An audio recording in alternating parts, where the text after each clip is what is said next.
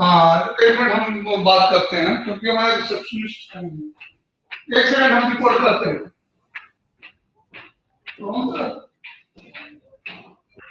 वो building number है इसका व्हाट्सएप करेंगे।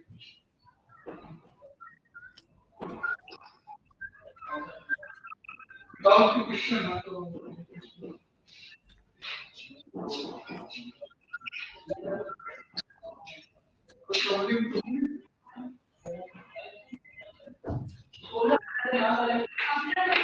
ईमेल करवा दो। हमने बोला अच्छा बेटा, बेटा का तो नंबर नहीं है, आपका नंबर मम्मी वाला हमारे पास है, उसके बाद आ जाएंगे, उसको भेज दो।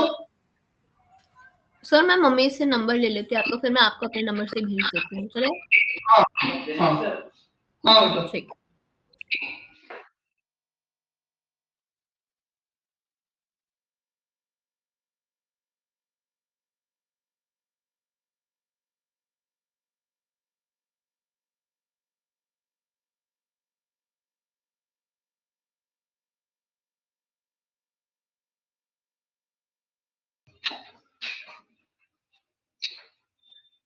हेलो बेटा।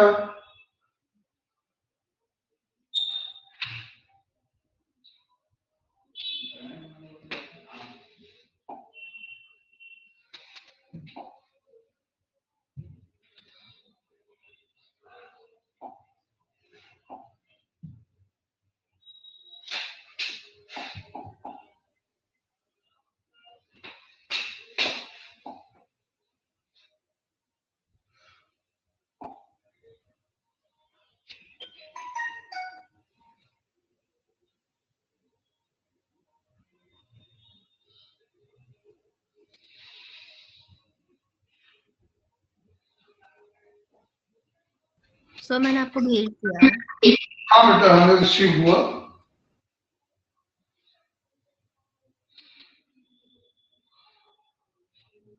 ये सर्कल यही वाला बताना है ना? यस सर, 14, 19 और 21।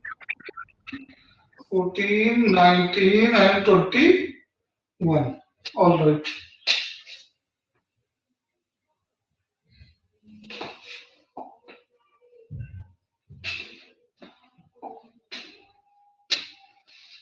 Okay. So 14 question what is? So that the 3 point ABC are collinear if there exist, if and only if there exist x, y, z all are not equal to 0 such that। Sir इसके आगे condition नहीं भेजी, वो भी भेज रही हूँ, एक second, sorry. Okay, no problem.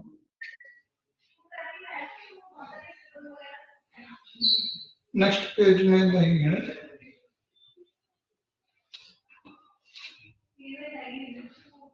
अच्छा, कैसे हो बेटे? सर मैं ठीक हूँ। कोई डाउट है? सर उसी के आर.डी. शर्मा के ही है अभी, बट मैं बात में कर लूंगा। क्या बोलते हैं, एक बार कंप्लीट हो जाए फिर एक साथ या तो कर लूंगा दोनों। Okay okay, all right. तो such that vector x vector a plus b vector y, y vector b plus c vector z,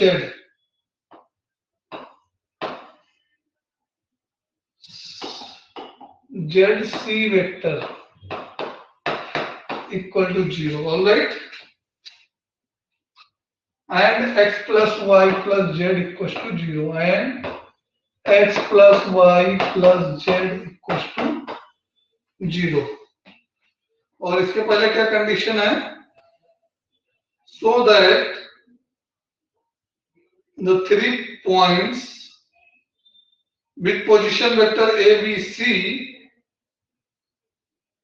are collinear if and only if there exist scalar x, y, z, all or not all zero such that सारे zero ना हो, such that vector x plus a, x vector a plus y vector b plus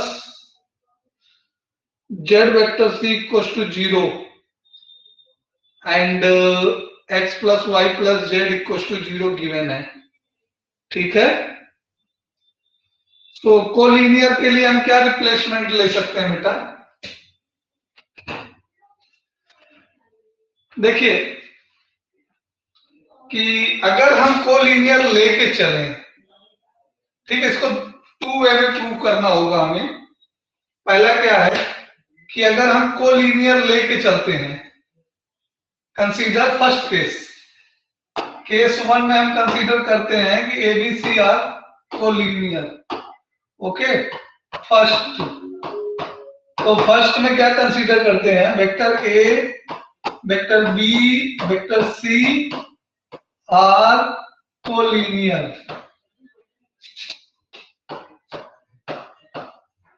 हम इसको collinear consider कर लिए हैं। ठीक है, से या लेट कह लो, हमने क्या किया, या कंसीडर कह लो, जो भी वर्ड यूज करना है कर सकते हैं, कंसीडर। ठीक है, हमने कंसीडर किया कि एबीसी आर कोलिनियर। ओके, केवल एक ही वर्ड लिख सकते हैं, consider. Consider ABC are collinear. First case में हम क्या कंसीडर कर रहे हैं?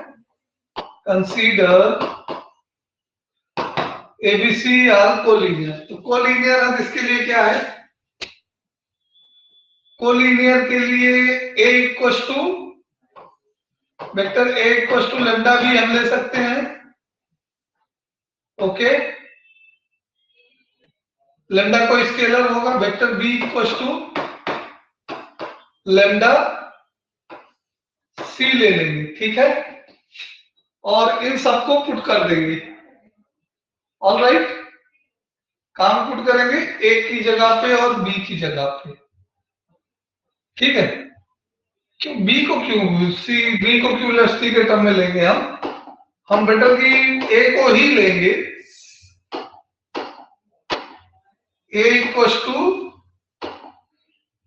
एक वेक्टर के टर्म में बाकी को लेना है। ठीक है, एक वेक्टर के टर्म में हमने कोलिनियरिटी के लिए क्या बताया था? Vector a equal to lambda c ले लो और vector b equal to lambda c ले लो। लेमडा की जगह दूसरा कांस्टेंट हम ले सकते हैं, म्यू वेक्टर c। ठीक है, where lambda and mu are non zero vector, lambda and mu belongs in real number and lambda and mu are not equal to 0। ये जीरो नहीं है और रियल नंबर में बिलोंग करते हैं। ठीक है, अगर ये सिचुएशन हम इस वाली इक्वेशन में सब्स्टिट्यूट करते हैं, x vector a plus y vector b plus z vector c equal to 0। ठीक है, तो इस सिचुएशन के लिए x plus x into vector a, vector a की जगह कितना लिखना है हमें? Lambda c, x into lambda vector c। Alright, plus b into कितना लिखना है हमें? b की जगह पे mu c, y into mu vector c plus z vector c। Okay, z vector c। Alright, So from here vector c common ले लेंगे हम, ठीक है। तो x plus lambda x plus mu y plus z c equal to 0। Alright, तो हम यहां से क्या प्रूव कर पा रहे हैं कि z इक्वल टू क्या मिल रहा है, minus lambda x plus mu y, ठीक है। अब लेमडा और एक्स तो 0, लेमडा और म्यू तो 0 है नहीं बेटे, ठीक है। Lambda and mu are not 0, ठीक है सर। तो z तब तक 0 नहीं हो सकता जब तक x एंड y दोनों एक साथ 0 ना हो, ठीक है। तो यहां से क्या कंक्लूजन निकल के आ रहा है, हमने कोलिनियर कंसीडर किया था, तो हमने क्या शो किया कि x y z तीनों एक साथ 0 नहीं है, नॉट ऑल आर 0, ठीक है। z 0 तभी होगा, z is 0 if x equal to 0 and y equal to 0। तो ये तो वो कंडीशन हो गई जो हमको मना किया था बिगिनिंग में। समझ में आया हम क्या बात कह रहे हैं बेटे? बिगिनिंग में ही बोल दिया है क्वेश्चन में कि x y z all are not equal to 0, ठीक है। तो ये बिगिनिंग की कंडीशन हो गई। अब इसके बाद जो है इसका, अगर इसमें से कोई एक 0 नहीं होता, if any one of x and y are not 0,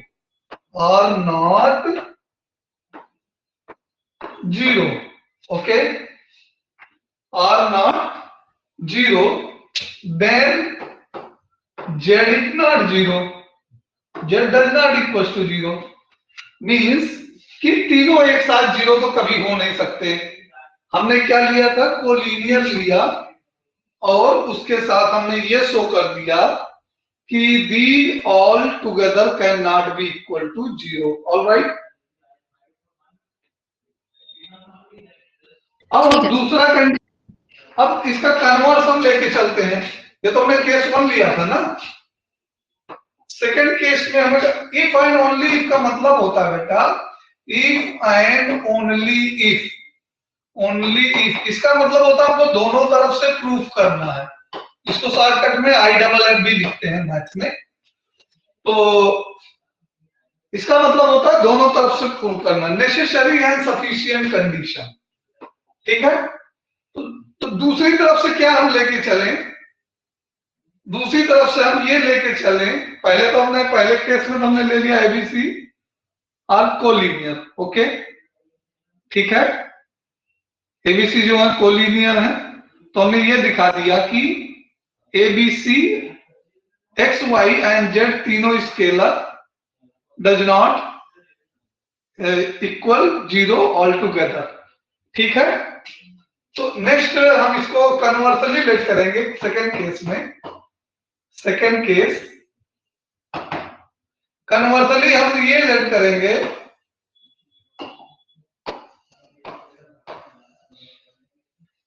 conversely let x y and g all does not equal to 0 together, okay, एक साथ, okay, at a time, तीनों एक साथ 0 नहीं हो सकते हैं, ये हमने लेट कर लिया है, ठीक है।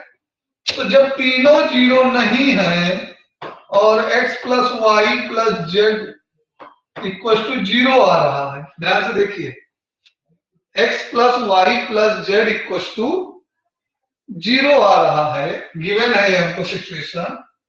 तो यहां से कोई एक वेरिएबल हम निकाल सकते हैं, जेड इक्वल टू क्या निकाल सकते हैं, माइनस एक्स प्लस वाई, ये निकल जाएगा, ये गिवन था, हमको गिवन था कि ऑलराइट, और हमको क्या गिवन है, आल्सो गिवन है a vector x plus y vector b plus z vector c equal to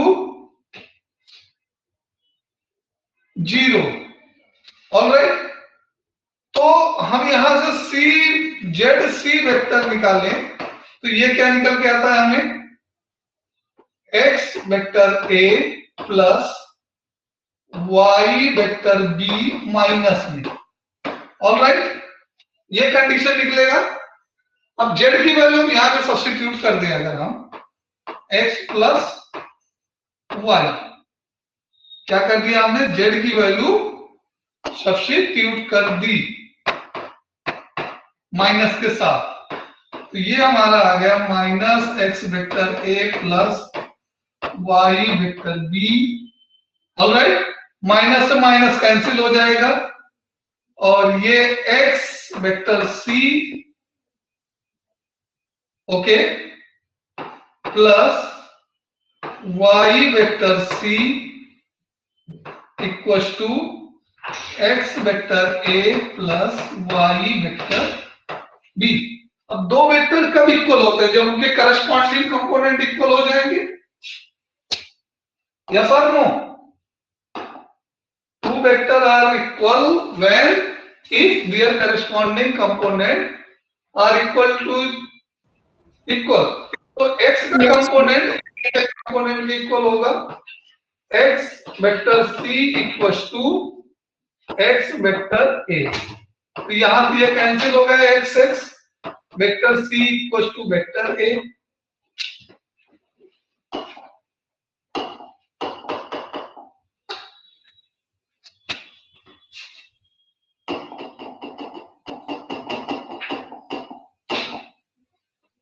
vector c equal to vector a। हमने लास्ट केस में क्या लिया था, a equal to lambda c लिया था ना पिछले केस में, यहां पर a equal to lambda c consider किया था। तो उस लेमडा की वैल्यू प्लस माइनस 1 कंसीडर कर सकते हैं, कुछ भी, जीरो को छोड़ करके कोई भी नंबर हो सकता है लेमडा। तो यहां पे लेमडा हमारा कितना आ रहा है, +1 आ रहा है। Alright, lambda is +1। तो पहला केस क्लियर हुआ। सिमिलरली हाँ बेटा बोलो। सर अभी कितना टाइम लगेगा, डाउट्स में फिर नहीं तो मैं क्लास लीव कर देता हूँ क्योंकि मेरे को डाउट नहीं है, तो मैं अपना पढ़ लेता हूँ फिर तब तक। हाँ बेटा, बस ये लास्ट है।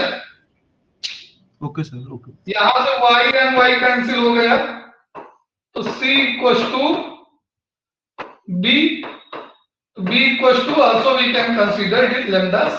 तो देख रहे हैं कि हम यहां से a को c के स्केलर मल्टीपल में शो कर पा रहे हैं और b को भी c के स्केलर मल्टीपल में शो कर पा रहे हैं। This implies vector a, vector b and vector c all are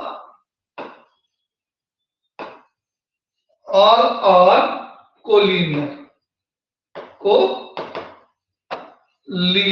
okay. तो हमने पहले केस में क्या लिया था, पहले केस में कोलिनियर लिया था और शो किया था एक्स वाई जेड तीनों एक साथ जीरो नहीं हो सकते। दूसरे केस में हमने क्या लिया है, एक्स वाई जेड जीरो एक साथ नहीं है, ठीक है, एक साथ जीरो नहीं है। तो ये कंडीशन हमको गिवन थी, x plus y plus z तीनों का सम जीरो गिवन था, तो उसका यूज किया हमने और गिवन कंडीशन को यूज किया। तो यहां से हमको z की वैल्यू निकल गई, फिर यहां से zc की वैल्यू निकाल ली। क्लियर है बेटा? यस सर, क्लियर है। तो नेक्स्ट वाला डाउट हम बताते हैं, पहले हम करा लेते हैं बुक से, ठीक है, बाकी के तुम्हारे डाउट करवा देंगे। हाँ, बाकी के दो डाउट हैं, दोनों हम करवा देंगे, आज ही करवा देंगे लास्ट टाइम में, ठीक है। तो एनसीईआरटी एक्सरसाइज में बे थ्योरम में कितना किया आप लोगों ने, कुछ किया है?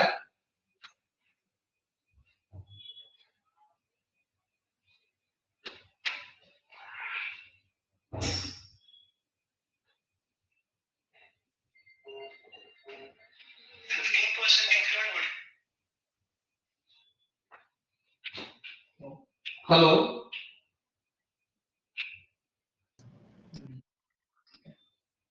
Yes sir.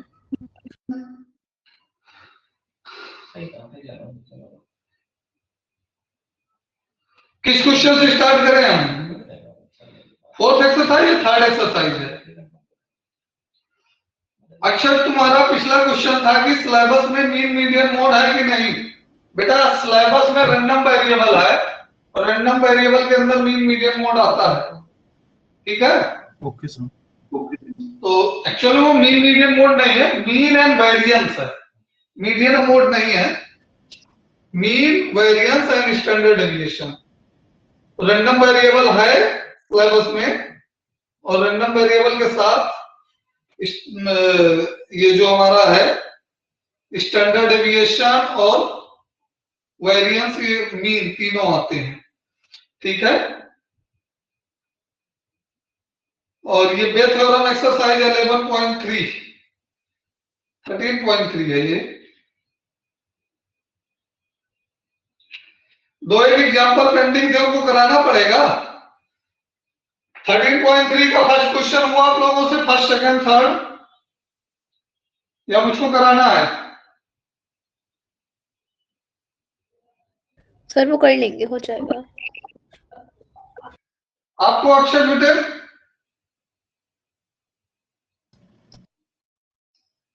सर हो जाएगा।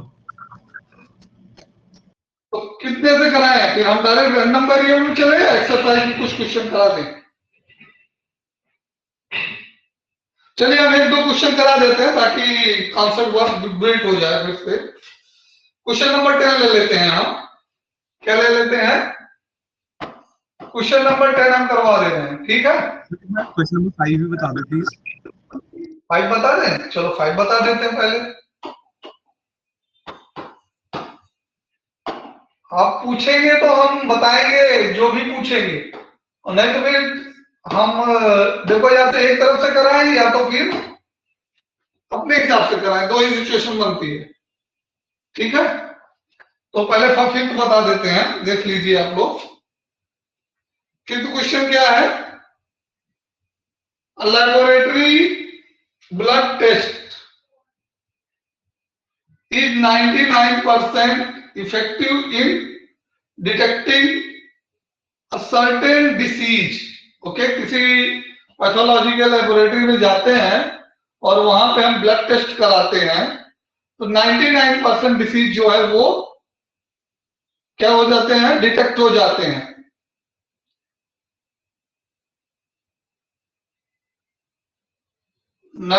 Effective in detecting a certain disease with it is in fact present.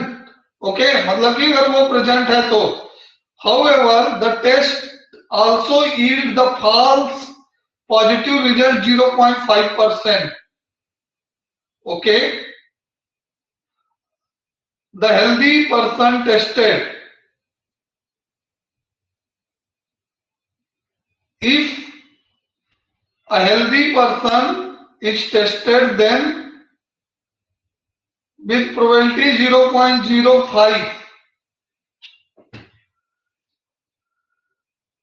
the test will imply he has disease. If 0.1% of population actually has the disease, okay, then what is the probability that a person has disease given that his result is positive? तो सबसे पहले इसमें positive result का देख लीजिए और not positive result का देख लीजिए। पॉजिटिव रिजल्ट का कितने परसेंट पीपुल का वो रिजल्ट पॉजिटिव है? टेस्ट पॉजिटिव आए। टेस्ट पॉजिटिव होने के इवेंट को हम ए से लेट कर लेते हैं बेटे। किससे लेट कर लेते हैं? इवेंट ए से लेट करते हैं टेस्ट पॉजिटिव होने को। Okay, let A represent test positive. Test positive okay, so not test positive का रिजल्ट क्या आएगा? ए डैश इवेंट क्या हो जाएगा? Not test positive.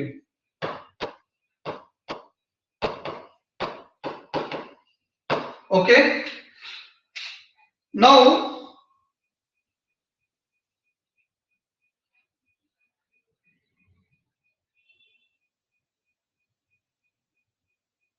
with 0.05% yield result positive. ओके, अब एक्चुअली डिसीज होने का कितना है, कितने percent? 0.1% population has actual disease. Actual disease होने का कितना परसेंट है? एक्चुअल डिसीज होने की प्रोबेबिलिटी कितनी है? 0.01%। प्रोबेबिलिटी ऑफ ई क्या है? एक्चुअल डिसीज होना,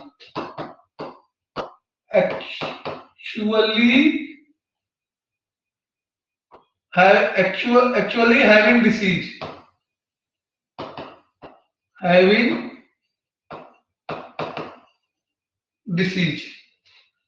okay,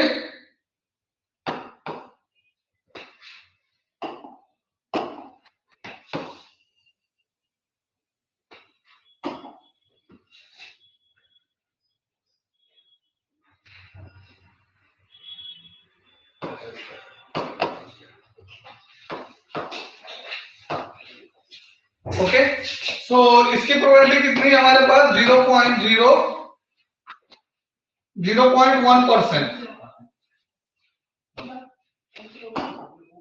0.1%, तो इसका कितना हो जाएगा? 0.001 probability.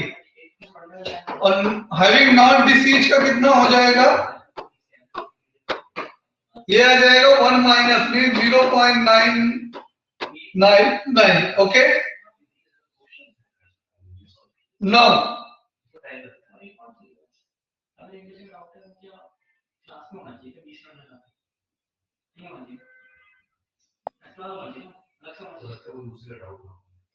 laboratory test 99% effective to detecting the disease. Okay, when the disease in fact में कितना है? A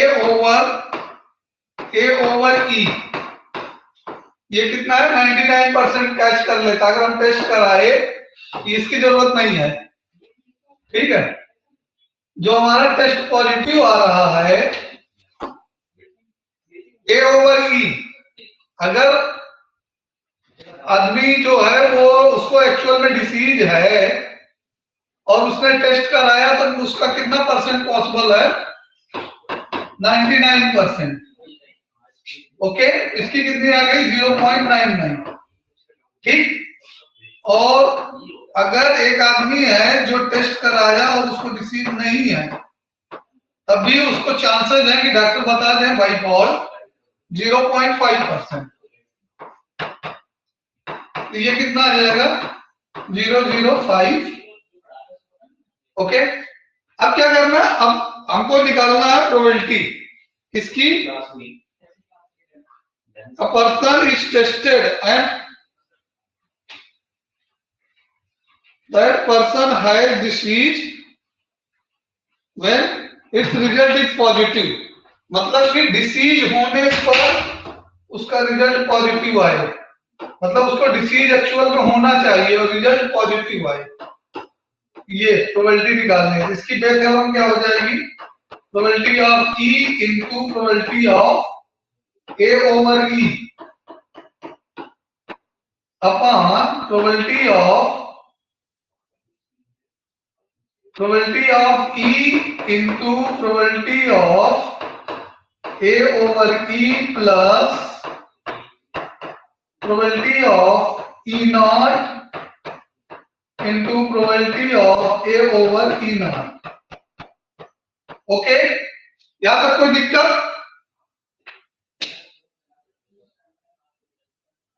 अब इसमें क्या करना है आपको?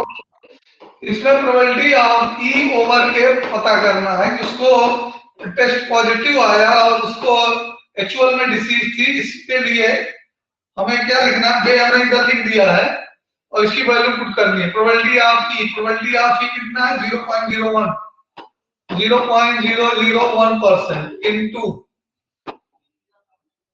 ई ओवर ए कितना है 0.099 अपॉन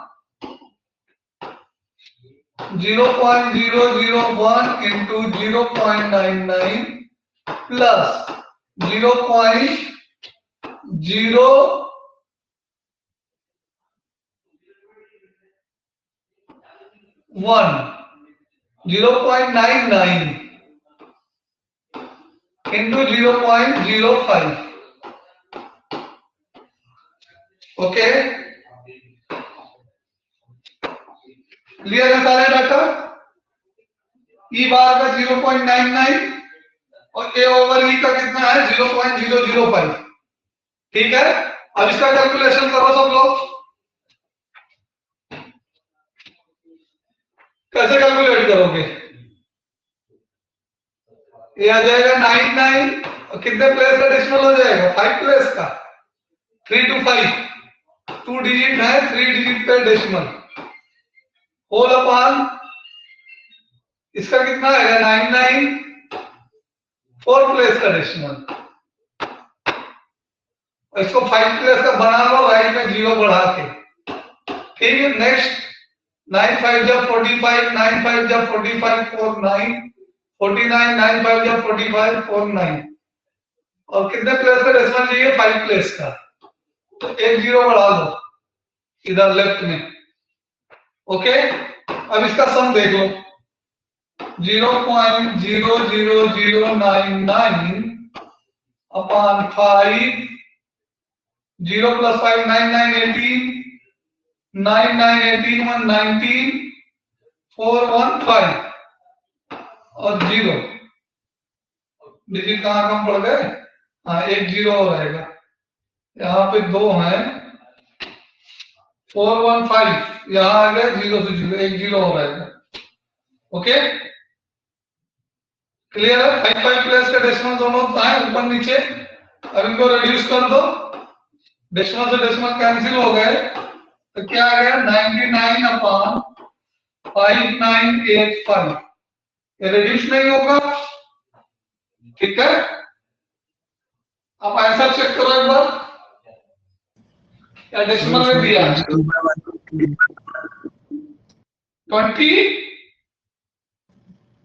22/133। आप इसको रिड्यूस करो, ये रिड्यूस होगा 3 से चेक करो 22 कैसे आएगा। चलो पहले 3 से करते हैं, 3 3 जा 3 3 जा और इसको 3 से करेंगे तो 3 1 जा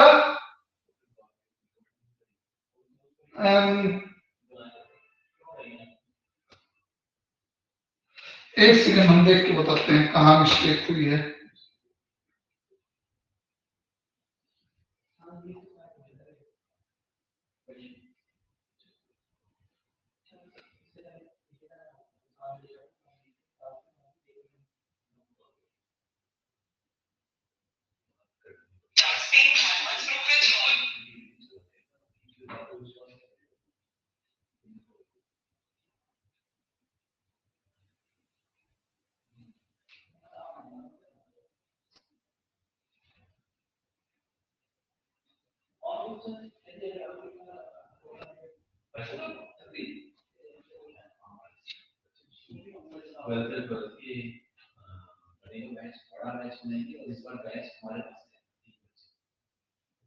इस बार बैच हमारे पास आएगा क्योंकि एमएन के 2 बच्चे उसमें अरावली है, वो हमारे पास आएगा। हेलो बेटे, हम आपसे सॉल्यूशन देंगे आपको मैथ का सॉल्यूशन पसंद नहीं आता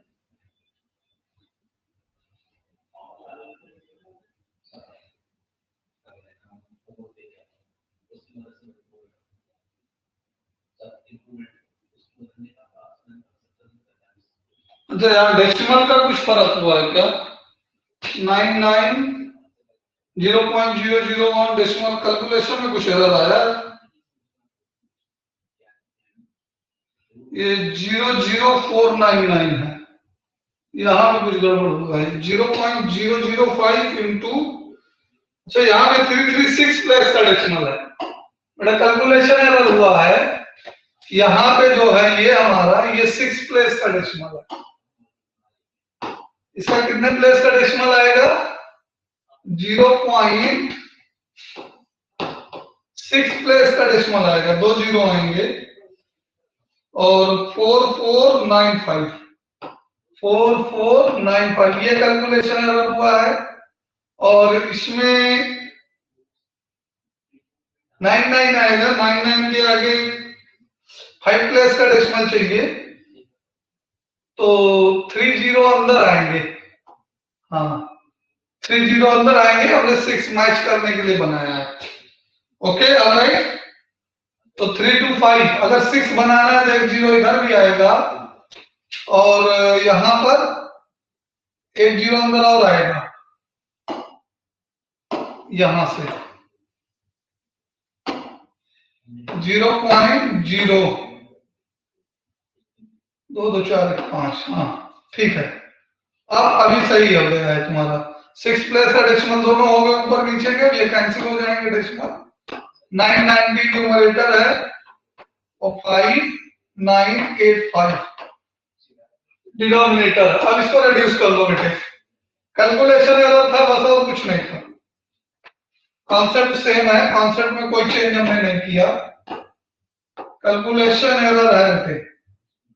5985 नाउ रिड्यूस बाय 5, क्या पहले 11 से कर लेते हैं, 11 9 या 90 और 11 जिसको करेंगे तो 11 5 या 55 सब सही एंड आ गया 11 5 या 55, यहाँ 4 11 4 जा और 48, ये 11 से नीचे नहीं कैंसिल हो रहा है, 11 से नहीं कैंसिल हो रहा है तो 5 से ही कैंसिल करते हैं, ऊपर नीचे दोनों। 5 से करेंगे तो कितना आएगा? 5 1 जा 5, 5 3 जा 15, 5 8 जा 40, 5 1 जा 5, 5 1 जा 5 एंड 44, 5 9 जा 45, 5 7 जा। अब कितना से कैंसिल करना? 3 से होगा, 3 से तो होना चाहिए। 3 4 जा 3 6 जा और 3 6 को करो तो 3 3 जा 3 4 जा कितना आएगा? 3 3 जा 9 2 29, 3 9 जा 27, 3 9 जा 27। अभी कितने से होगा ये? 3 से और होगा, न्यूमरेटर 3 से होगा। 20 तो कुछ गड़बड़ कर रहे हैं क्या? अभी भी 5 का रिडक्शन गड़बड़ हुआ है। 5985 5 का रिडक्शन चेक करो, ये 5 का रिडक्शन ये वाला गलत हुआ है। इसमें कितना आएगा? 5 1 जा 5, 5 9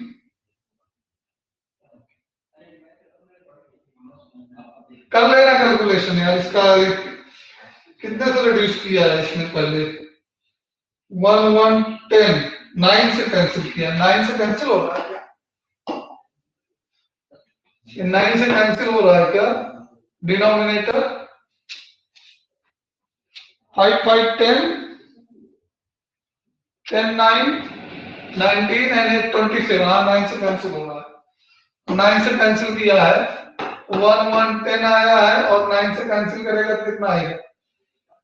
9 6 जा 54, 58 9 6 जा 54 एंड 58 में से 4 निकल गया, 9 5 जा 54। हाँ तो ये 110 अपॉन 665। अब इसको रिड्यूस कर दो और कितने से रिड्यूस होगा ये? 5 से 2 2 5 1 जा 5 5 3 या 15, 5 3 या 15, हाँ आ गए। तो कैलकुलेशन चेक कर लो, ठीक है। और कोई है तो बताओ।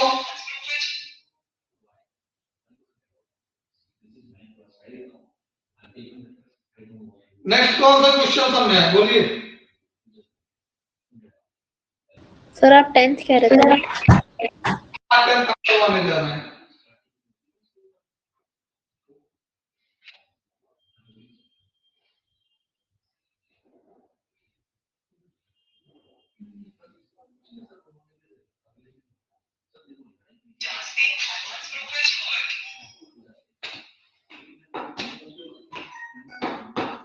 टेंथ के पहले कोई एक्सप्लेन करना है अक्षर?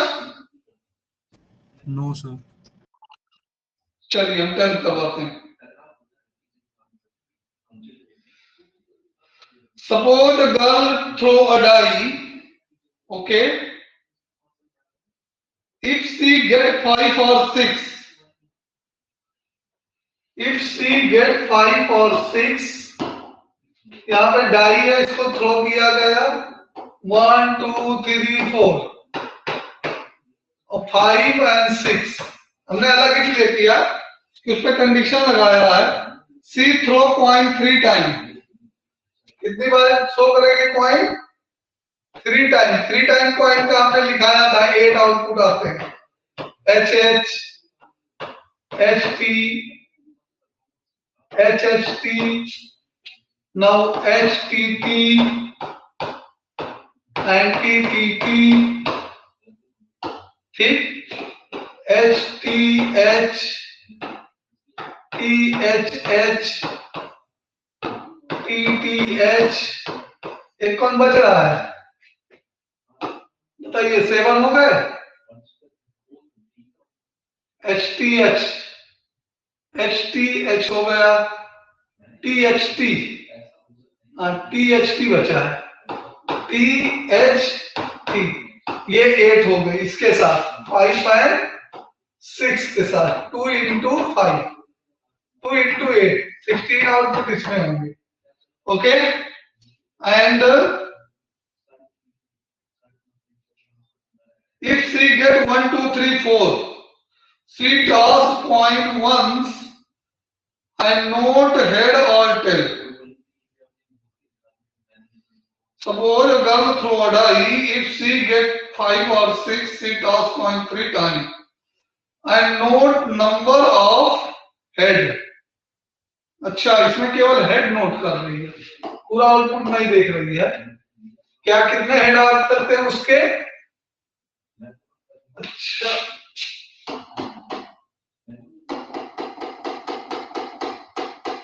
लिखा है हम लोग, अभी इसको लिखा हूं। ये इसमें क्या देख रही है? इसमें नोटिस क्या कर रही है? केवल हेड नोटिस कर रही है, ओनली हेड। इसमें क्या नोटिस कर रही है? ओनली हेड नोटिस कर रही है, ठीक है। और if she get 1 2 3 4, she toss a coin once and note whether head or tail. यहाँ पे हेड और टेल दोनों नोट कर रही है, हेड और टेल दोनों नोट कर रही है, ठीक। Alright,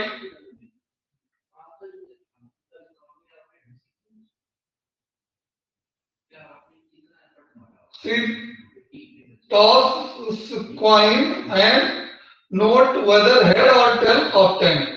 If she obtained exactly one head, what is the probability that it is die thrown 1 2 3 4? मतलब कि हम इसको इवेंट देखे ध्यान से। सबसे पहले सबकी प्रोबेबिलिटी निकाल लो, इसको E1 ले लो, इसको E2 ले लो, ठीक है। और हेड नोटिस करने की प्रोबेबिलिटी को H ही ले लेता हूं, ठीक है। इवेंट को, इवेंट हमने क्लासिफाई कर लिया। इवेंट हमारे कैसे क्लासिफाइड है? E1 क्या है? 1 2 3 4 का है, 1 2 3 4 का। E2 क्या है? 5 6 का है, 5 6 का। और h किसका है? ओनली किसका है h? Only one head, only one head, ठीक है। तो एच इवेंट में ओनली वन हेड, इसके हम देखेंगे बाद में टोटल कितने होंगे। Only one head. हमको प्रोबेबिलिटी कहां से निकालनी है? हमको क्या बताना है?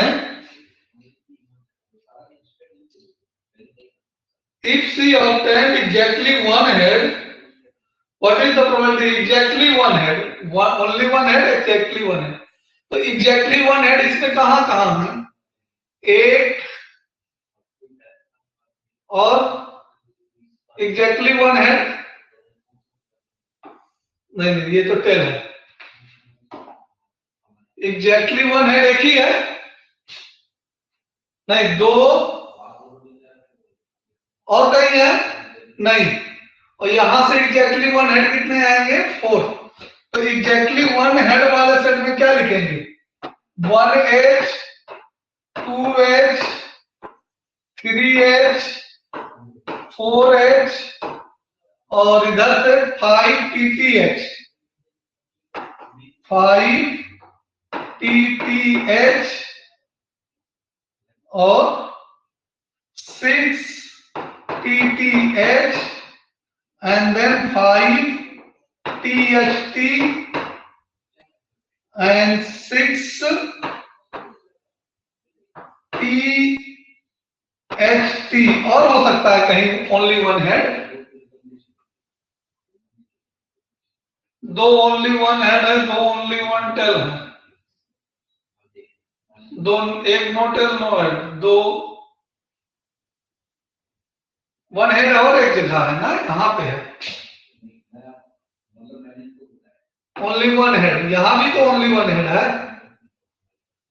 हाँ ओनली वन हेड यहां भी है, ठीक। तो 5 HTT एंड 6 HPT 3 होंगे, ठीक है। तो टोटल कितने हो गए ओनली वन हेड के? अब ध्यान से देखो, इसमें से कितने हैं E1 पे, कितने हैं E2 पे?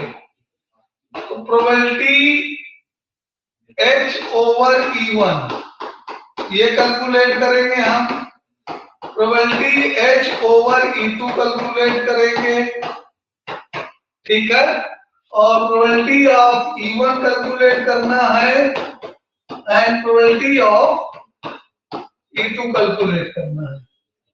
अब इसको ध्यान से देखो, प्रोबेबिलिटी ऑफ E1 कितना होगा? आउट ऑफ 6, आउट ऑफ 6 कितने हैं?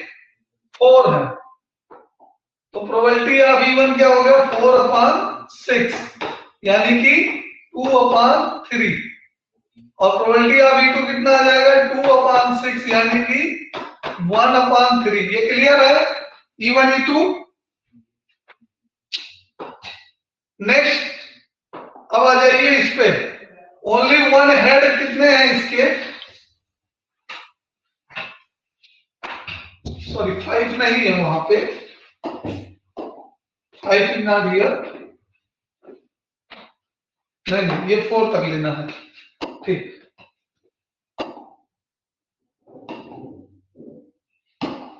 हमको ये 4 तक ही लेना है E1 के लिए, E1 के लिए, उसके आगे के सारे E2 के लिए हो जाएंगे, ठीक है। तो इसमें केवल देखिए 4 into H और टोटल कितने आ जाएंगे? 4 2 जा 8, ये 4/8 यानी कि 1/2, ओके 1/2। ये समझ में आया कैसे 4 एंड 8 आए इवेंट?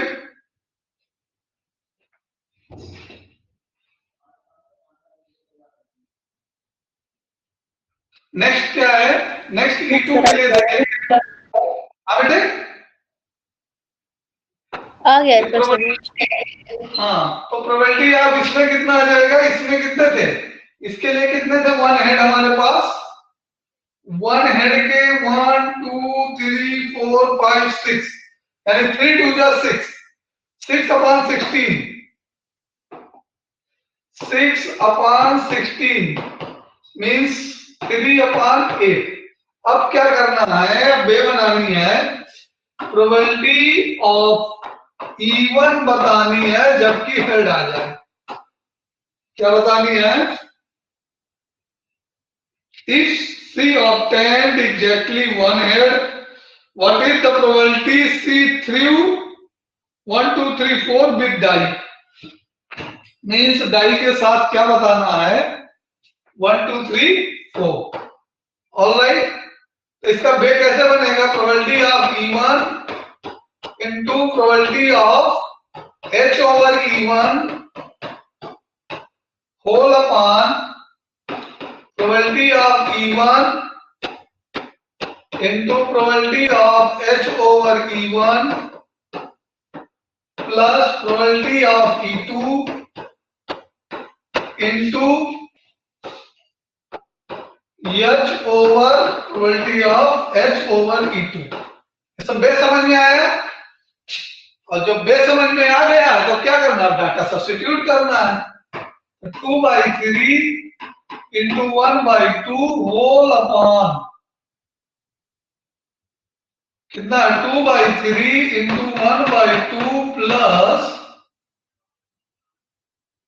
1/3 into 3/8। अब इस क्वेश्चन को सॉल्व करके आंसर बताओ और आंसर बुक से देख के बताओ कि सही आ रहा है गलत आ रहा है।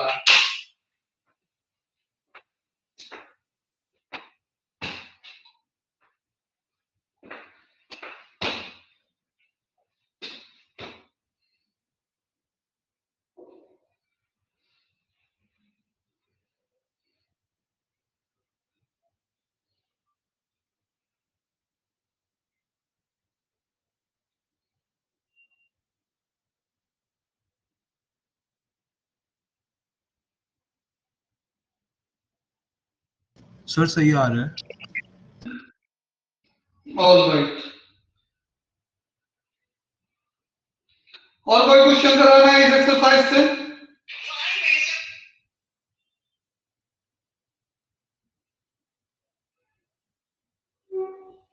चलिए फिर हम रैंडम वेरिएबल कंटिन्यू करते हैं, आगे बढ़ जाते हैं सिलेबस में। ठीक है, डाउट होगा तो मंडे को क्लियर करिएगा। ठीक है सर। और नहीं कहिए तो और क्वेश्चन करवा दें इसमें, जैसा आपका चॉइस।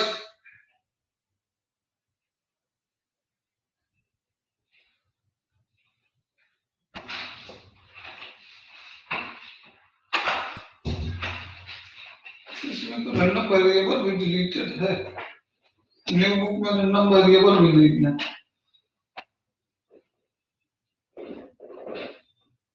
डायरेक्ट मिसलिनियस आ गया।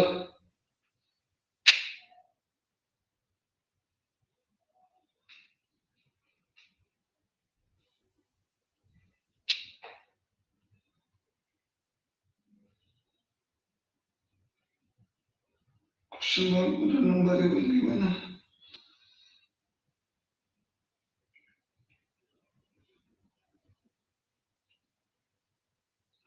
इस एक्सरसाइज के बाद डायरेक्ट मिसलिनियस है। मिसलिनियस कुछ एग्जांपल करके देखते हैं हम लोग। इसमें कुछ और क्वेश्चन कराने पड़ेंगे हमको, बताइए, करवा देते हैं। 13.3 में अगर कोई क्वेश्चन कराने लायक हो देख लीजिए एट अ ग्लांस आप लोग।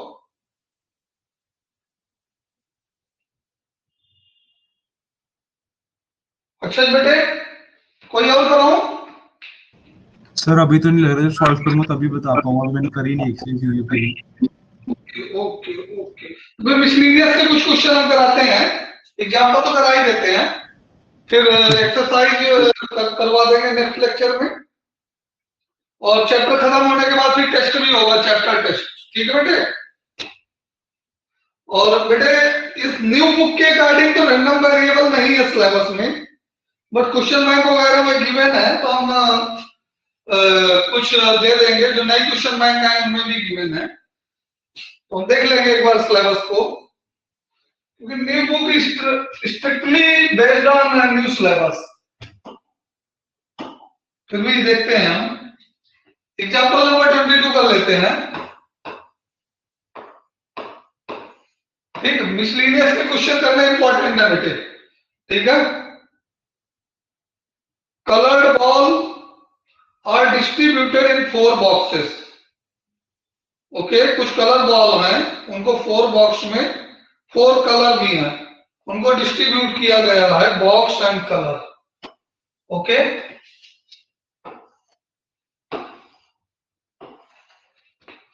ये हमारा एग्जांपल है, इधर बॉक्स है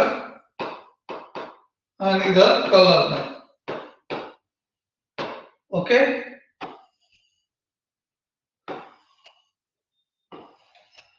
बॉक्स 1, फर्स्ट सेकंड थर्ड लिख देते हैं, फर्स्ट सेकंड थर्ड 4। और कलर कौन कौन से हमारे पास? Black, okay, then white, white पे तो व्हाइट दिखेगा ही नहीं, white and then red and then blue. ठीक है, अभी डिस्ट्रीब्यूशन कैसे कैसे हैं? फर्स्ट बॉक्स में कितने कितने हैं? 3 4 5 6, 3 4 5 6। सेकेंड बॉक्स में कितने हैं? 2 2 2 2 ईच, 2 2 2 ईच है। थर्ड बॉक्स में 1 2 3 1, 1 2 3 1 एंड फोर्थ बॉक्स में 4 3 1 5, 4 3 1 5। ठीक, अब इसके साथ क्या करना है आपको? अ box is selected at a random. सबसे पहले ये सपोज करना है कि सारे बॉक्स आइडेंटिकल हैं और सबको किसी भी बॉक्स को सेलेक्ट करने की प्रोबेबिलिटी सेम होगी। ठीक है, क्लियर? हमको क्या सबसे पहले सपोज करना है कि all 4 boxes are identical and probability of selecting each box is same, so each boxes are equiprobable। equiprobable event क्या कहलाते हैं? जिनकी प्रोबेबिलिटी सेम हो। ठीक है, तो probability of box 1 equals to probability of box 2 equals to probability of box 3 equals to probability of box 4 equals to dash how much? बोले अक्षय बेटा, ये बॉक्स को चूज करने की प्रोबेबिलिटी सबकी सेम होगी, बट होगी कितनी?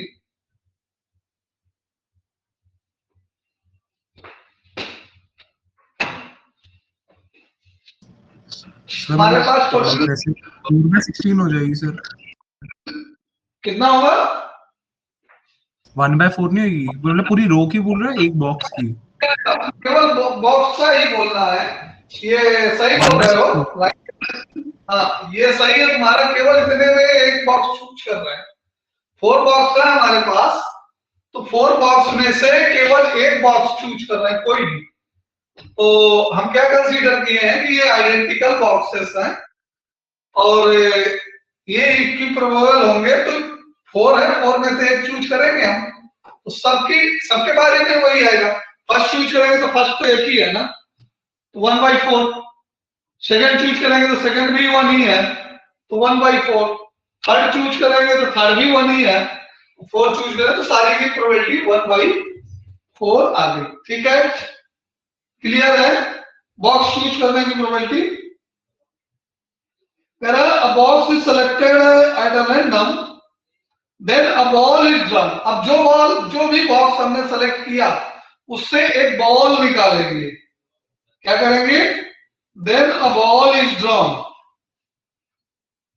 randomly selected box, the color of ball is black। Ball का कलर क्या है? ब्लैक है। ब्लैक कलर का बॉल हमने ड्रा किया। ओके, किस कलर का बॉल ड्रा किया? ब्लैक कलर का। ओके, तो what is the probability that drawn ball from third box, हमको किससे बताना है, थर्ड बॉक्स से ब्लैक कलर का बॉल आया हो, ठीक है। तो इसके लिए हमें पहले सभी बॉक्स से ब्लैक कलर की प्रोबेबिलिटी निकालनी है। ब्लैक कलर के बॉल की प्रोबेबिलिटी बॉक्स 1 से, ब्लैक कलर की बॉल की प्रोबेबिलिटी बॉक्स 2 से, ठीक है। ब्लैक कलर की प्रोबेबिलिटी बॉक्स 3 से, और ब्लैक कलर के बॉल की प्रोबेबिलिटी ब्लैक बॉक्स 4 से, बॉक्स 4,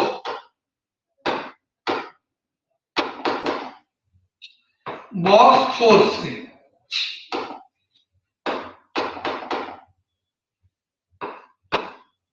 ओके, मतलब कि हमें ये पता है हम कौन से कलर के बॉल ड्रा करने जा रहे हैं, लेकिन बॉक्स कौन सा है। हम ब्लैक कलर का ड्रा करने जा रहे हैं, हमने बॉक्स पहले से चूज कर लिया है, तो बॉक्स चूज कर लिया फर्स्ट, तो फर्स्ट में कितने ब्लैक बॉल हैं, 3, ठीक। और टोटल बॉल कितनी है बॉक्स में, फर्स्ट बॉक्स में टोटल बॉल कितनी है,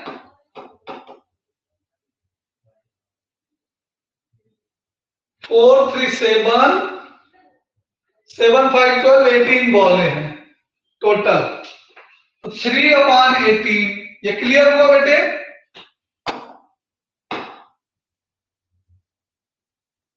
कोई डाउट है तो बोलिए।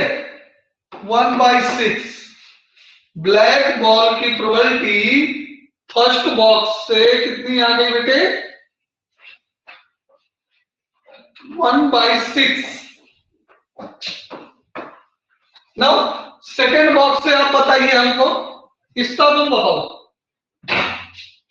सेकेंड बॉक्स से ब्लैक बॉल की प्रोबेबिलिटी कितनी आएगी,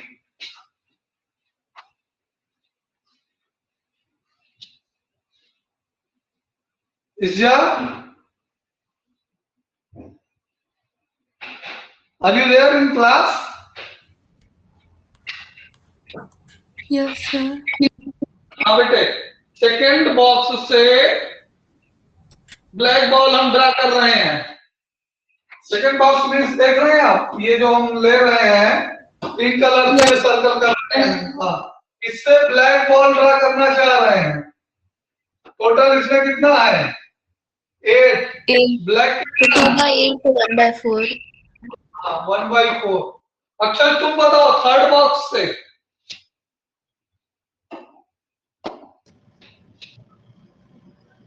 सर 1/7।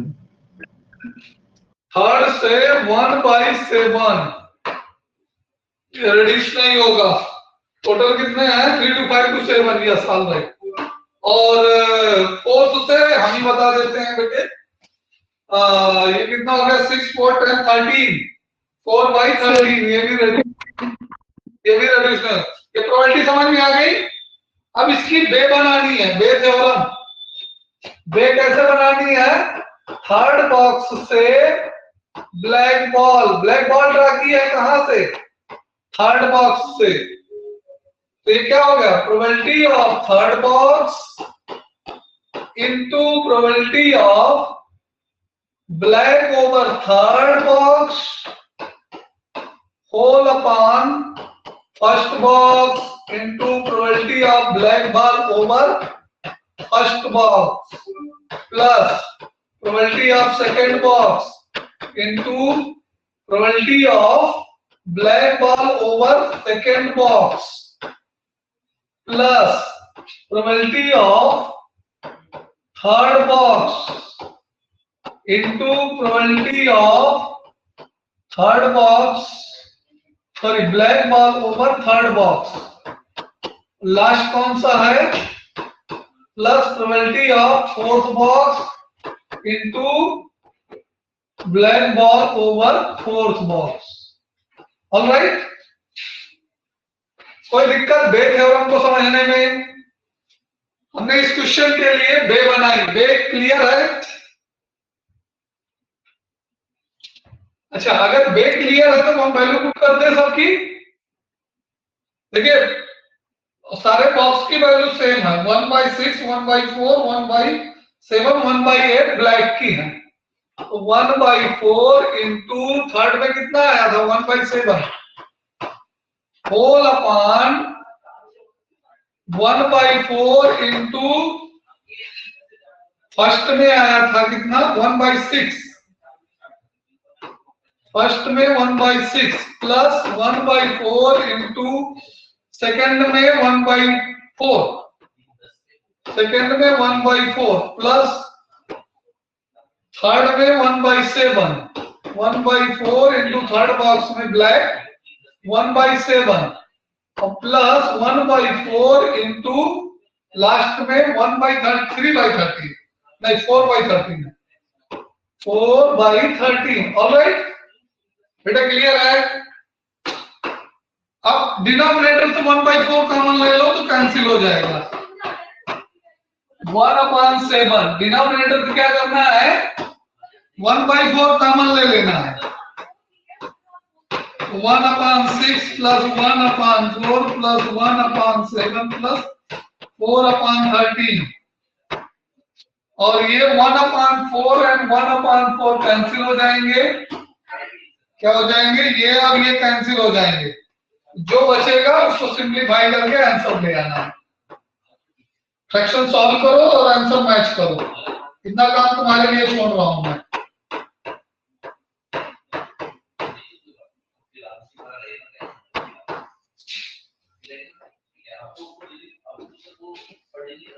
ठीक है बेटे,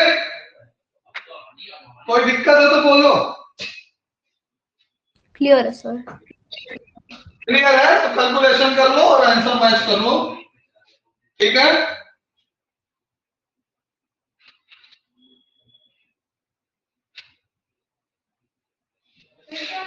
एग्जाम्पल का है, आंसर मैच कर लेना। आंसर शीट में दिया भी है आंसर 0.165 डिवाइड करके चेक कर लेना।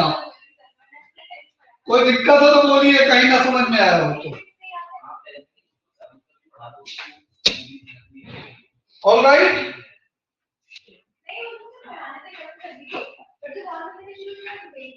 एग्जाम्पल 23 ट्राई करोगे खुद से। डिफरेंट काइंड का है थोड़ा सा, इसको हम करवा देते हैं। ठीक है,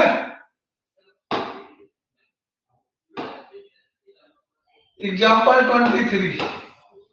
ऑलराइट,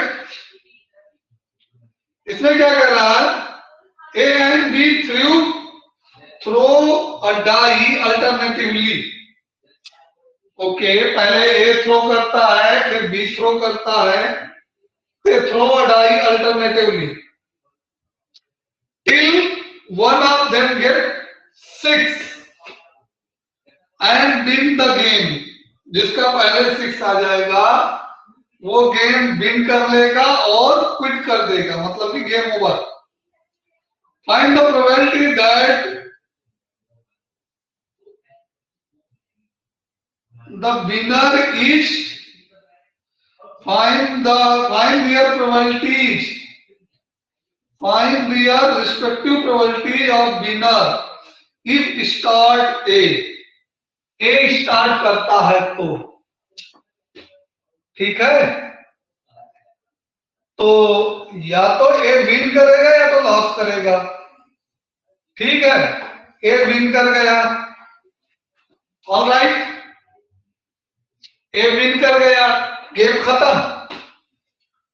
अगर ए विन नहीं किया था तो गेम आगे बढ़ेगा। तो पहले तो ए लॉस किया था, ठीक है, ए लॉस किया, पहला थ्रो हो गया। अब दूसरे थ्रो में मानो कि ए विन किया, इसको एल से लिखो लॉस को।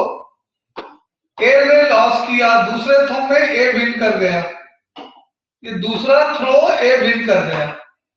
ठीक है, फिर प्लस अगर मान लो कि इस थ्रो में ए विन नहीं किया, सेकेंड थ्रो में अगर सेकेंड थ्रो में विन कर गया तो गेम ओवर, खत्म, रुक जाएगा।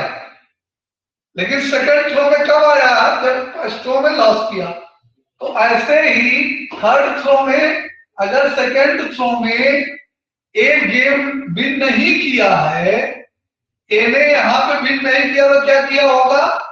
फर्स्ट थ्रो में लॉस, सेकेंड थ्रो में लॉस और फिर थर्ड थ्रो में विन, क्योंकि हमको विनर ए को चाहिए। ठीक है, प्लस एंड सो ऑन, ये ऐसे ही चलता रहेगा। इतनी बात समझ में आई, हाँ या ना? बोलिए भाई। पहले ही थ्रो में ए ने स्टार्ट किया, ए का 6 आ गया, गेम खत्म। अगर ए का 6 नहीं आया तो बी भी फेंकेगा। ठीक है, लेकिन हम क्या देख रहे हैं? हम यहां पे प्रोबेबिलिटी देख रहे हैं ए के विन होने की, तो बी के विन होने से हमको मतलब नहीं है। ठीक है, हमको बी के विन होने से मतलब नहीं है। ठीक है,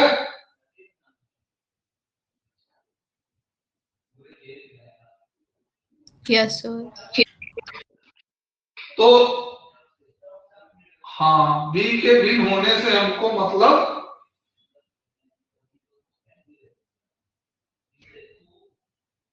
फर्स्ट थ्रो सेकेंड थ्रो,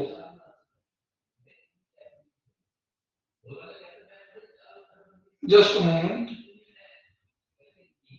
हाँ, बी के विन होने से मतलब है, बी के विन होने से अगर बी विन हो गया तो गेम ओवर हो जाएगा ना। हमको बी को भी नहीं विन कराना है, तो हम यहाँ पे बी को भी लॉस दिखाएंगे। A win, game over. ठीक है, हमको A loss B loss, loss B का भी है और यहाँ पे बी का भी लॉस है और यहाँ भी बी का भी लॉस है, दोनों लॉस कर रहे हैं। ठीक है, चलो अच्छा, किसी के विन होने की प्रोबेबिलिटी कितनी आएगी? 1/6। और किसी के लॉस होने की प्रोबेबिलिटी कितनी आएगी? किसी के लॉस होने की प्रोबेबिलिटी कितनी आएगी? लॉस होने की प्रोबेबिलिटी ये 5/6, क्योंकि 6 तो एक ही तरीके से आ सकता है ना। डाई में 1 2 3 4 5 6, तो 6 पे विन है तो 1/6 हुए, और लॉस होने का जो है 1 2 3 4 5 तरीके हैं, तो 5/6। ठीक है,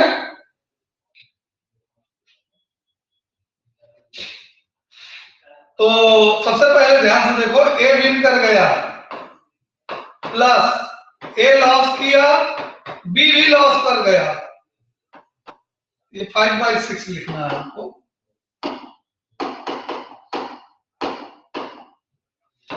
5/6 ए लॉस किया, ये पहला 5/6 ए का लॉस, दूसरा 5/6 बी का लॉस, और बी विन कर गया, गेम खत्म। अगर ऐसा नहीं हुआ तो हम आगे बढ़ेंगे। ठीक है, अगर ऐसा नहीं हुआ तो हम आगे बढ़ेंगे। 5/6 into 5/6 into 5/6 into 5/6, दो बार दोनों हार चुके हैं, तीसरी बार में ए विन कर गया। बस यही प्रोसेस तब तक चलेगा जब तक कि बी हमारा विन ना हो जाए, ए हमारा विन ना हो। 1/6 प्लस, अब ध्यान से देखो, 1/6 प्लस 5/6 का होल स्क्वायर इंटू 1/6 प्लस 5/6 की power 4 into 1/6 plus and so on. इसमें कितना कॉमन ले लें हम? 1/6 तो पहले कॉमन ले लें। ठीक है, तो क्या बन रहा है? 5/6 का होल स्क्वायर प्लस 5/6 का होल पावर 4 प्लस, बेटा इनफाइनाइट जीपी मालूम है किसको किसको? अक्षर तो मैथ के इनको मालूम होगा, आपको पता है बेटा, ज्योमेट्रिक प्रोग्रेशन और इनफाइनाइट ज्योमेट्रिक प्रोग्रेशन। इसलिए बेटा यस या नो में रिप्लाई करो हमको। सर कुछ सुना हुआ है लेकिन याद नहीं है, एक बार रिवाइज करा दो क्या था। हमारे लिए ग्रेट, ठीक है, हम पूरी डिटेल बता रहे हैं बेटे। पहले जीपी तो वो होती है जो एक फिक्स नंबर से मल्टीप्लाई करने के बाद आगे बढ़ती रहती है उसी की पावर में, ठीक है, ये तो जीपी है। और कभी इंड ना हो तो ये इनफाइनाइट जीपी कहलाती है। और इस इनफाइनाइट जीपी की वैल्यू में ये जो आर होता है ये हमेशा 1, एक्चुअल में मॉड आर जो होता है वो हमेशा 1 से कम होता है। और मॉड आर का 1 से कम होने का तात्पर्य है कि आर हमारा -1 से 1 के बीच में होना चाहिए। 1 नहीं होगा, 1 नहीं होगा, 1 से कम होगा, यहां इक्वल नहीं रहेगा, ठीक है। तो ये -1 से 1 के बीच में, मतलब कि R will belong between -1 to 1। तो R की वैल्यू 1 से छोटी होनी चाहिए, ठीक है।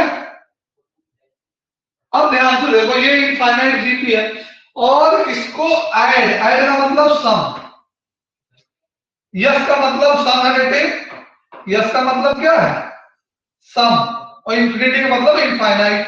इनफाइनाइट जीपी के सम का फार्मूला A/1 - R, ठीक है।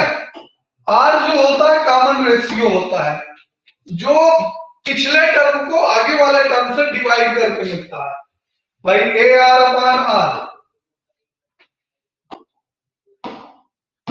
अगर हम इस वाले टर्म से इस सर्कल वाले टर्म को डिवाइड कर दें, सॉरी सर्कल वाले टर्म से आगे वाले टर्म को डिवाइड कर दें, मतलब कि AR/A अरे तो हमको R मिलता है, यही कहलाता है कॉमन रेशियो, ठीक है बेटे, ये कहलाता है कॉमन रेशियो। तो वो कॉमन रेशियो हमारा 5/6 का स्क्वायर है। यहाँ पे A की वैल्यू कितनी है हमारे पास, A की जगह 1 है, A फर्स्ट टर्म होता है, ये वाला, ये A है। और R जो है वो हमारा है, R जो है वो है हमारा 5/6 का होल स्क्वायर, क्योंकि 1 से डिवाइड करोगे तो वही आएगा। तो 25/36। अब ये फार्मूला अप्लाई कर देंगे इनफाइनाइट जीपी का। इनफाइनाइट जीपी का फार्मूला क्या कहता है, ये वाला फार्मूला लगाओ यहां पे। A की वैल्यू 1/1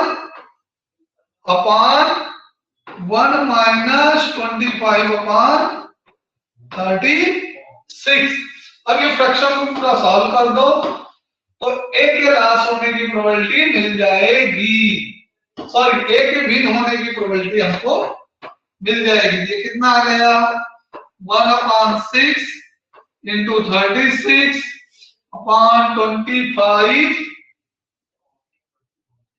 -36, 11 बचेगा, सॉरी 36 - 25। हम यहाँ पे कैलकुलेशन डायरेक्ट कर दिए हैं, ठीक है, फ्रैक्शन के स्टेप नहीं दिखाए। 6 × 6 = 36, so 6/11 is the probability to win A। A के विन होने की प्रोबेबिलिटी कितनी आ गई, बोलो बेटे, A के भिन्न होने की प्रोबेबिलिटी कितनी आ गई, 6/11। और ठीक है, तो प्रोबेबिलिटी ऑफ विनिंग A ये आ गई 6/11।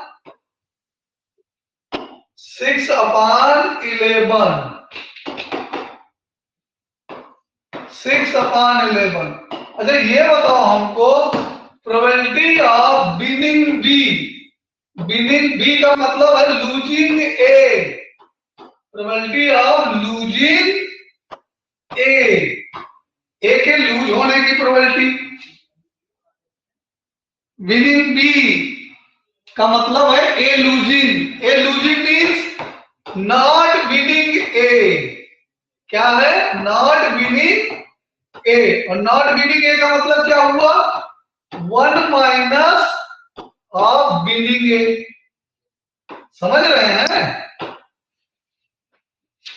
ये जो लास्ट में हमने लिखा probability of winning B means probability of losing A, और प्रोबेबिलिटी ऑफ लूजिंग ए का मतलब नॉट विनिंग ए, और नॉट विनिंग को क्या लिख सकते हैं 1 माइनस बी के लूज का मतलब क्या है ए का सॉरी बी के विन का probability of B winning B के विन होने की प्रोबेबिलिटी का मतलब है ए का लूज होना, और ए का लूज होने का मतलब 1 माइनस 11 कर दो तो कितना आ जाएगा 5/, क्लियर हुआ ये पॉइंट? Yes sir, okay. अच्छा जी, आपको कोई दिक्कत बेटे नो सर। क्वेश्चन को समझने में?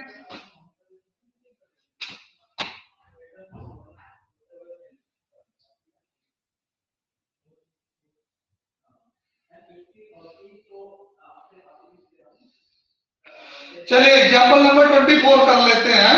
फिर आपके पास कल संडे भी है और मंडे को आपको प्रोबेबिलिटी का डाउट सेशन रखेंगे और ट्यूसडे को प्रोबेबिलिटी का टेस्ट।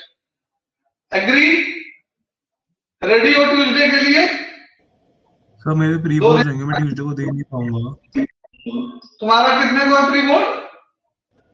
सर मेरा मंडे को है, फिर वेडनेसडे को है, मतलब मेरा भी चलेंगे अब तो मेरे 13 दिसंबर तक।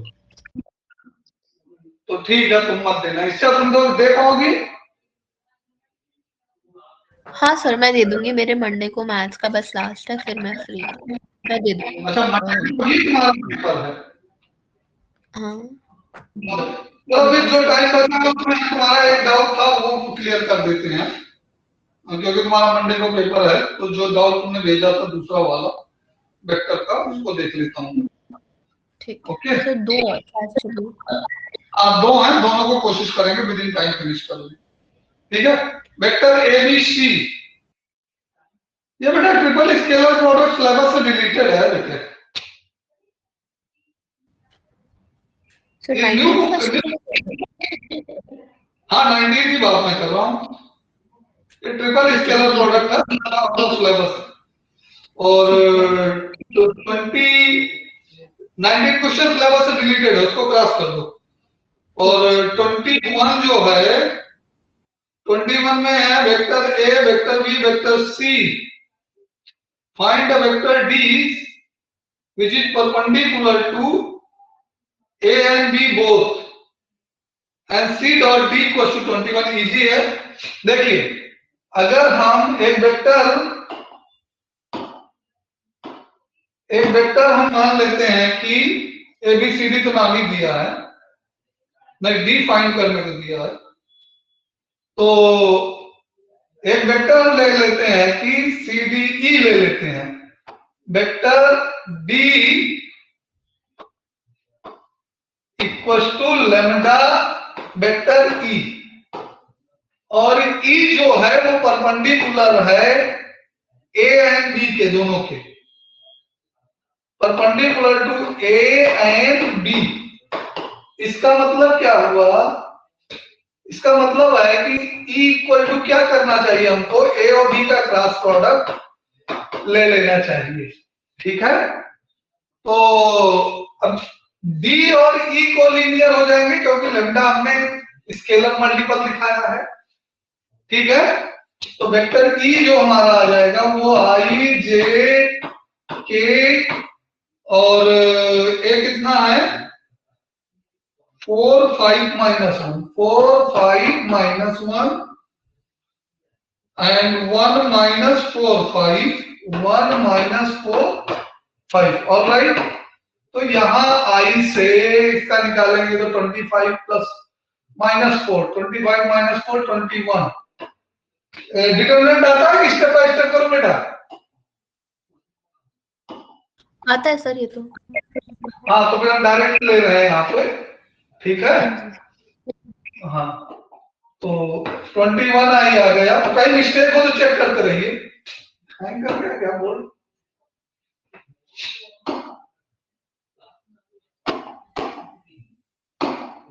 हाँ,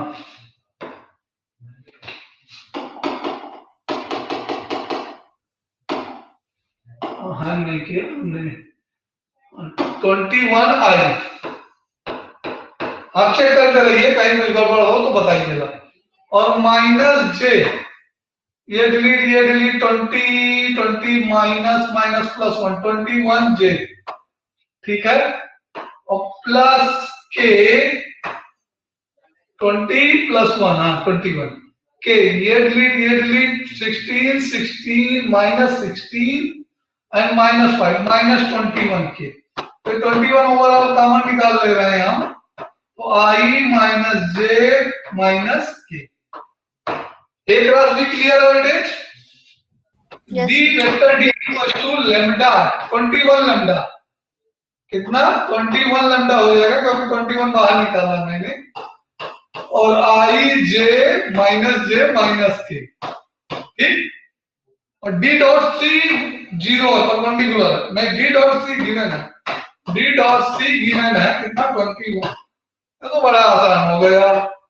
तो 2 इंटू 21, आपको केवल ये ध्यान रखना है कि परपेंडिकुलर वेक्टर है, और अगर उसी के परपेंडिकुलर दिखाना है तो लैम्डा टाइम लेना है, ठीक है। तो इसका सी के साथ डॉट प्रोडक्ट कितना आएगा 3 1 माइनस 1, तो 3 इंटू 1 3, और देखो 3 1 माइनस 1, ये है तुम्हारा सी, 3i प्लस जे माइनस के, हाँ ठीक है। तो 3 1 जा 3 and minus 1 and minus minus plus 1, 1 minus 1 cut गया बेटे, इक्वल टू 21, 21 से 21 कैंसिल हो गया, लैम्डा की वैल्यू 1/3 आ गई बेटे, ठीक है। तो डी की वैल्यू कितनी हो जाएगी, लैम्डा ई, लैम्डा की वैल्यू 1/3, ई की वैल्यू 2 21, और आई माइनस जे माइनस के, 3 से और कैंसिल कर दो 7 जा, तो ये 7 टाइम आई जे के, समझ में आया बेटे?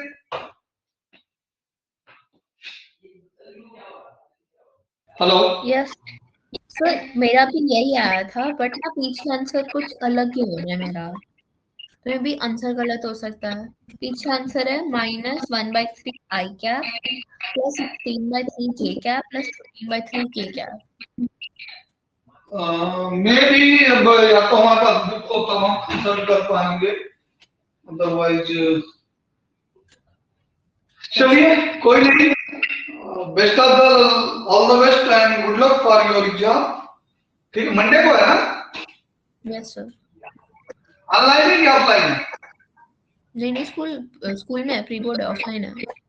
अच्छा चलिए, फिर all the best for your exam, और आज की मीटिंग एंड करते हैं हम, फिर मिलते हैं एग्जाम के बाद शाम को, ठीक है। यस और एग्जाम का पेपर तैयार करवा देना बेटा, ठीक है। ठीक है sir. Okay bye, thank you sir. See you in the